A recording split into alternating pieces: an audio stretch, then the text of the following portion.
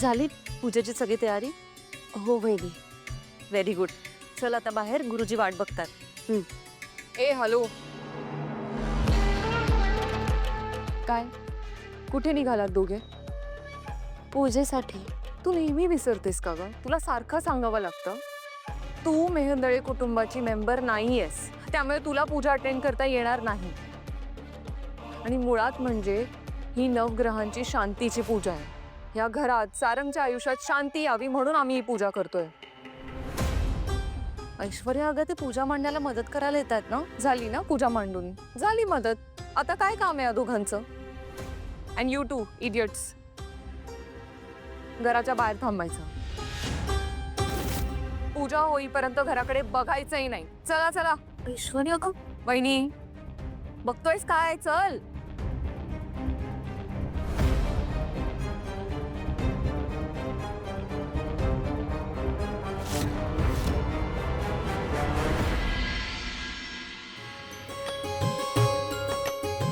गुरुजी, ही पूजा कशासाठी करतात? धावपळीचं आयुष्य झालं आहे आपलं सगळं.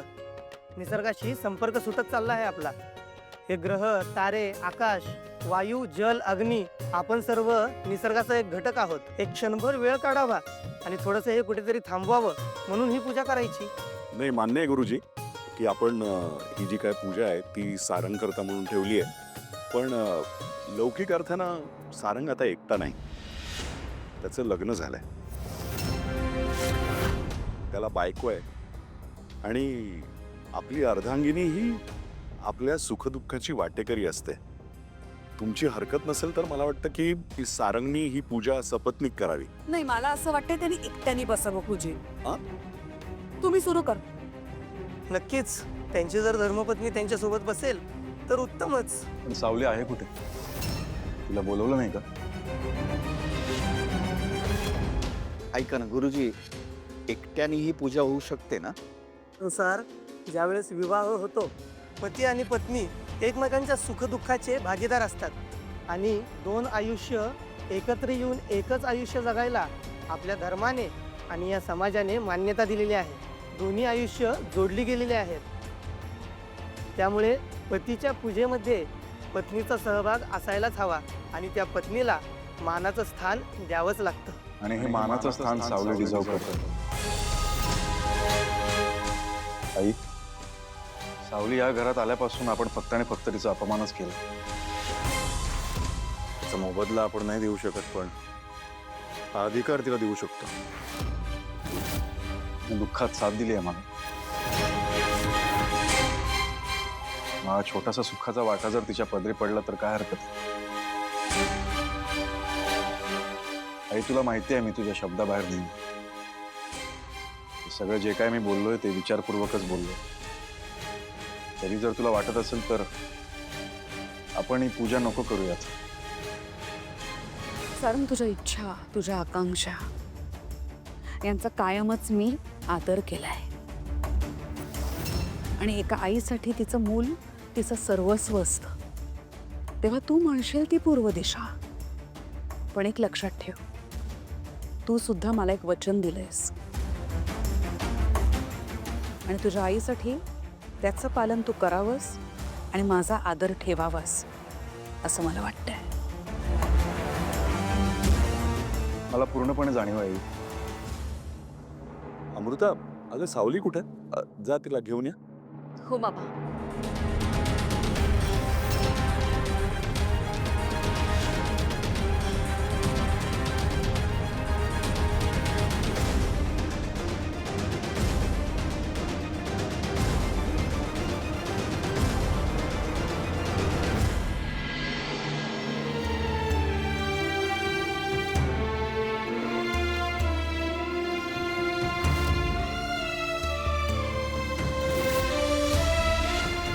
या सारंग सरांच्या शेजारी बसा.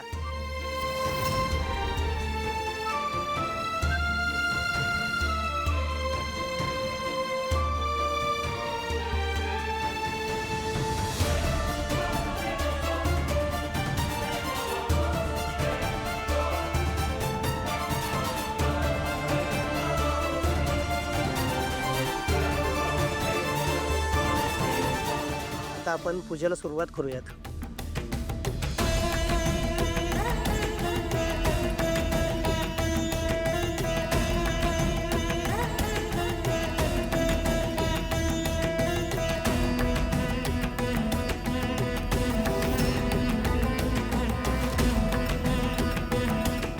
ऐश्वर्या,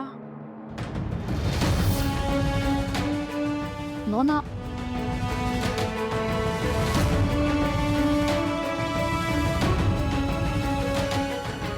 ओम श्री गणेशाय नमः.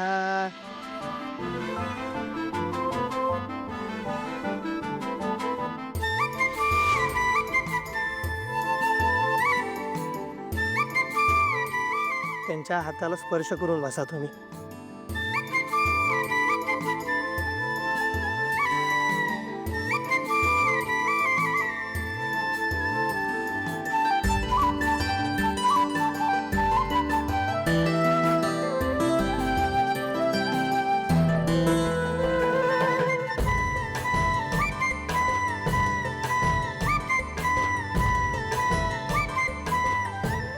विठ्ठला, हेच खाते माझ्या आयुष्यातलं हरवलेलं सुख.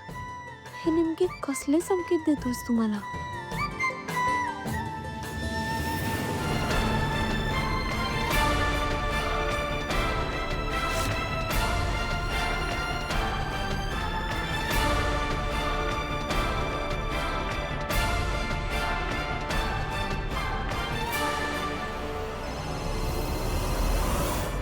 हॅलो जगन्नाथ साहेब.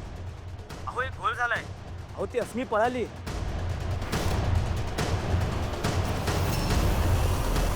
सारंग सर, तुमचा उजवा हात द्या.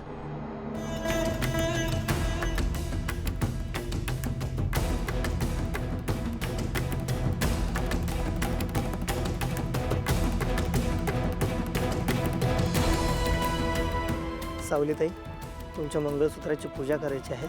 मंगळसूत्र द्या.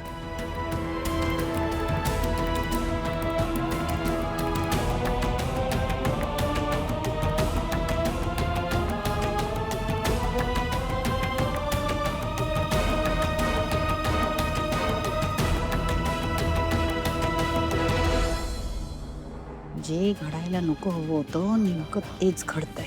हे अपेक्षित नाहीये मला. सारंग सावलीचा जरा जास्तच विचार करतोय.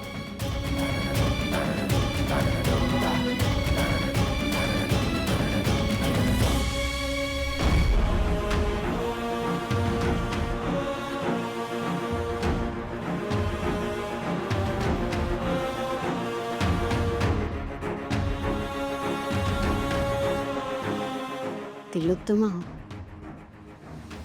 तूही तेच बघते का जे मी बघतेय? स्पष्ट बोल. सॉरी, बट मला वाटतं सारंग तुझ्या हातातनं आता हळूहळू निसटायला लागलाय. तुला सावध राहायला हवं तिलोत्तमा. सावध हो.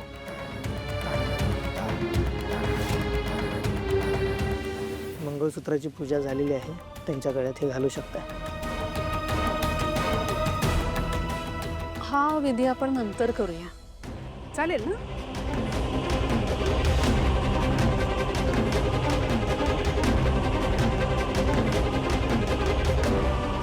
उत्तर पूजा तर झालेली आहे. मंगळसूत्र काय कधीही घातलं तरी चालेल. हो. येतो मी.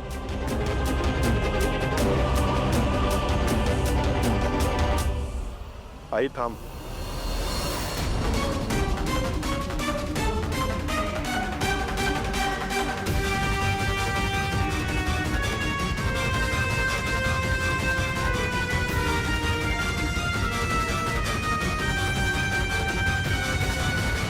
मंगळसूत्र दे आई. काय?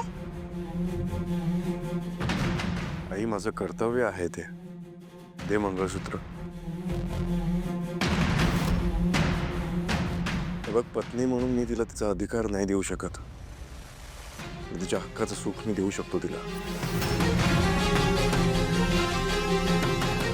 दे.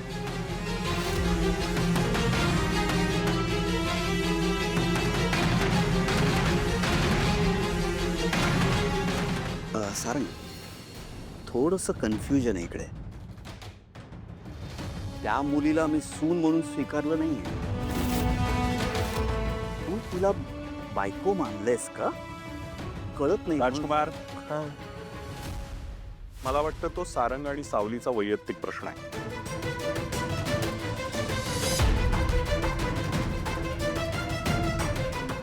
तिलोत्तमा, मला वाटतं सारंगचं म्हणणं बरोबर आहे.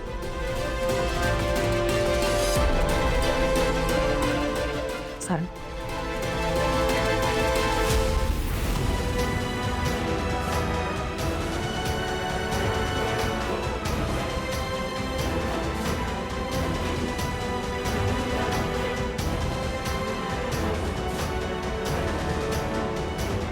सावली, हे माझं कर्तव्य आहे म्हणून मी पार पाडतोय.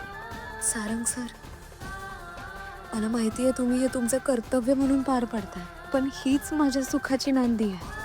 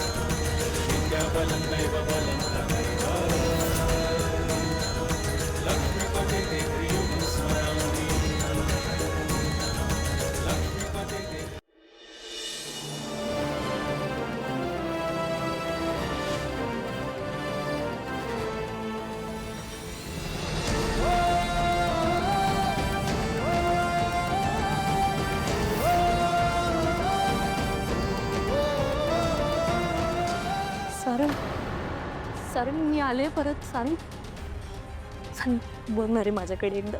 सारंग, दिस इज रिअल. मी आले परत, तुझी अस्मी.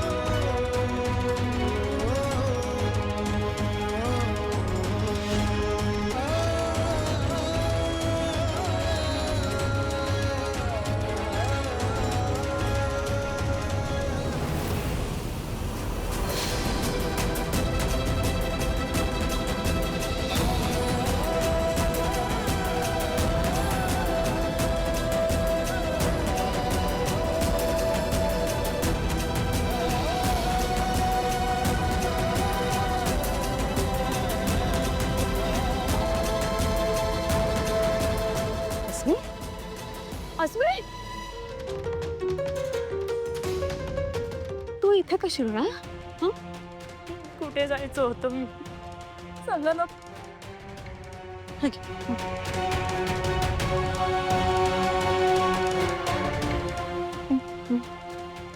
तर माझ्या प्रेमाजवळच येणार ना? ए बाई, कुठे जाऊ म्हणजे तो तुझा प्रॉब्लेम आहे.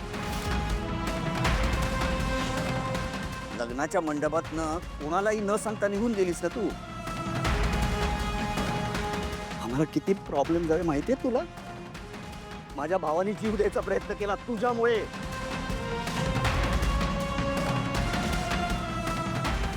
बस बस, मी ऐकलं.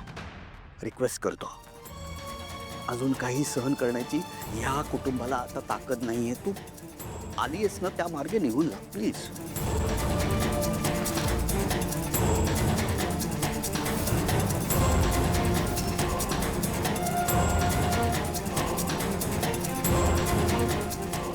कुठे जायचं मी? या मुलीने आणि जगन्नाथने मिळून मला किडनॅप केलं होतं. त्याच्या तावडीतून सुटले ना, तेव्हा मी ठरवलं की सरळ सारंगला येऊन भेटायचं आणि मी इथे येऊन पोहोचले.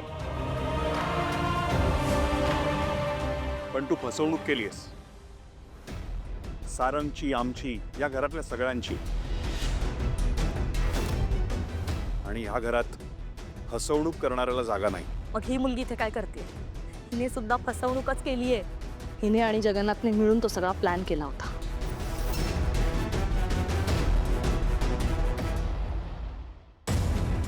अहो, जी वागणूक एखादा माणूस आपल्या शत्रूला सुद्धा देणार नाही अशी वागणूक या दोघांनी मला दिली. माझा वारंवार छळ करत होते हे लोक. तू सारंगच्या आयुष्यातून निघून जा, नाहीतर तुला जीवे मारू आम्ही, अशी धमकी दिली या लोकांनी मला. पण त्याने सारंगवरचं माझं प्रेम जरा सुद्धा कमी नाही झालं, कारण माझं प्रेम खरं होतं. आई, बघतेस का काय ड्रामा करते ही पोरगी? हं? जगन्नाथनेच पाठवलं होतं ना तुला सारंगचं आयुष्य उद्ध्वस्त करायला. हो, बरोबर आहे तुमचं. मी नाकारतच नाहीये. खरं तर जगन्नाथला मेंदळे कुटुंब उद्ध्वस्त करायचं होतं. मी लग्नातून पळून जायचं असा आमचा कॉन्ट्रॅक्ट झाला होता. आणि तो कॉन्ट्रॅक्ट करत असताना ही मुलगी सुद्धा तिथे होती. होतीस की नाही तू? मी खरं सांगू, मला कोणालाच हर्ट करायचं नव्हतं, पण ह्या मुलीच्या नजरेत मला पैशाची हाव दिसली होती. काय चोरता चोर शिरजोर बसून मला बोलते, बघा हिच्याकडे बघा. काय बोलताय? मी नाही बोलणार, तुम्हीच चोरी केली आहे. कपडे आणि अवतार बघा ना, तिचा चोरच असेल.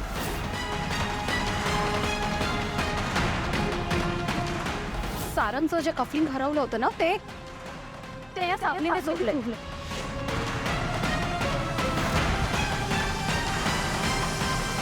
हे बघ, खरं तर मला पैशांची गरज होती म्हणून मी ते सगळं केलं. जगन्नाथ जेवढं सांगेल तेवढं काम करायचं, पैसे घ्यायचे आणि निघून जायचं असं ठरवलं होतं मी. पण मग मी सारंगला भेटले आणि मला रिअलाइज झालं की हाच तो माणूस आहे जो माझं आयुष्य बदलेल, ज्याच्यासोबत मला माझं आयुष्य घालवायचं आहे. मग माझी अडचण, पैसा, माझी गरज मला काहीही दिसत नव्हतं.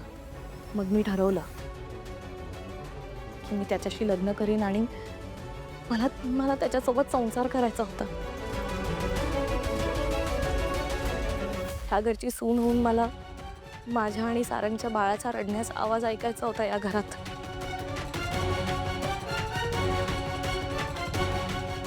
मी जगन्नाथच्या मदतीने मला सारंगच्या आयुष्यातून बाहेर फेकून दिलं आणि आता हे घर उद्ध्वस्त करण्याच्या उद्देशाने सारंगला जिंकण्याचा प्रयत्न करतेस. सारंग, तू खूप चांगला आहेस रे. तुला हे सगळे खेळ नाही करणार. झालं सगळ्यांचं समाधान या मुलीची बाजू घेऊन. मी पहिल्या दिवसापासून सांगत होते, ही मुलगी फ्रॉड आहे. ही त्या जगन्नाथच्या बोलण्यावरून आपल्या घरात आली आहे. ही जगन्नाथ सोबत सामील आहे. मला माहिती होतं. माझी नजर कधीच धोका खाऊ शकत नाही.